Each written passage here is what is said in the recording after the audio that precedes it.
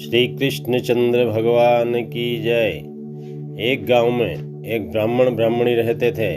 उनके राई नाम की एक पुत्री थी। वह भगवान विष्णु के कृष्णावतार की अनन्य भक्त थी। जब वह अपने संगी साथियों के साथ खेलती तो अपने बाल स्वभाव और कृष्ण भक्ति में भाव विभोर होकर अक्सर कहती कि मैं बड़ी होकर भगवान कृष्ण के साथ ही विवाह करूंगी। इसी बालहट और भक्ति में वह धीरे धीरे बड़ी होकर 16 वर्ष की हुई। तब उसकी भक्ति से प्रसन्न होकर भगवान कृष्ण एक दिन एक माली का वेश बनाकर उस रास्ते पर बैठ गए जिस रास्ते से राई अपनी माता के साथ प्रतिदिन कृष्ण मंदिर जाया करती थी।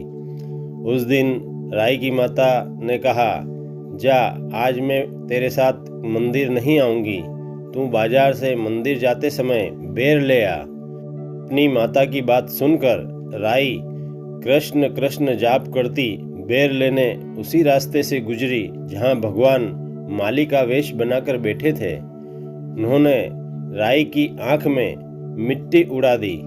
राई रोती रोती अपनी माँ के पास आई और बोली, माली ने आंख में मिट्टी डाल दी।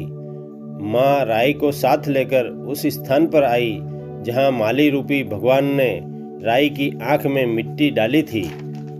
लेकिन भगवान तो वहां से जा चुके थे। वे ढूंढने पर भी नहीं मिले। कुछ ही दूरी पर भगवान पुनः वेद का वेश बनाकर बैठ गए।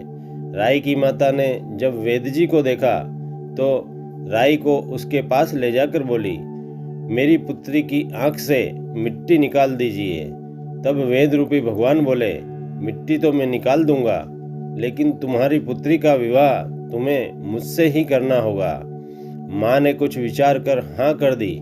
तब वेद रूपी भगवान ने राई की आंख से मिट्टी निकाल दी। राई की माता अपने वचन के अनुसार वेद जी को अपने घर लिवा ले गई और अपने पति को सारी बात बतलाई। राई के पिता ने वेद जी को गौर से देखा और प्रसन्नता से विवाह की स्वीकृति दे दी। विवाह एकादशी के दिन होना तय हुआ। तब राई की माता ने पति को विवाह के लिए सारी सामग्री लाने को कहा। राई के पिता गुड़, घी, तेल आदि सामान लेने दुकानदार के पास गए तो दुकानदार ने सामान देने को यह कहकर मना कर दिया कि हम तो भगवान के विवाह में सामान देंगे, तुम्हें नहीं देंगे। अब राई के पिता सुनार, बजाज आदि के पास गए। उन्होंने भी गहने आदि देने से मना कर दिया। तब पिता दर्जी के पास गए तो उसने भी कपड़ों के लिए मना कर दिया। खाती, हलवाई आदि सभी ने मना कर दिया कि हम तो भगवान के विवाह का ही काम करेंगे। राई के पिता निराश होकर घर को लौटे और रास्ते में पड़ोसन को गीत गाने का न्योता दिया तो उसने भी मना कर दिया।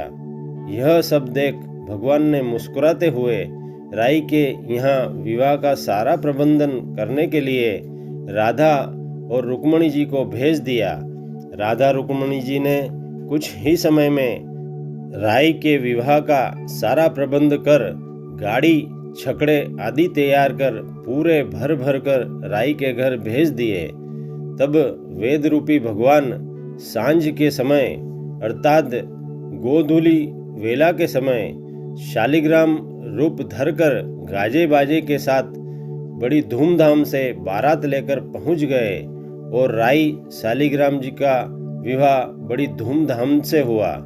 इस विवाह से प्रसन्न होकर पूरा गांव राई शालिग्राम जी की जय, राई शालिग्राम जी की जय के जयकारे लगाने लगा।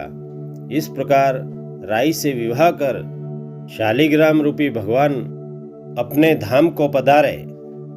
बोलो राई दामोदर जी की जय।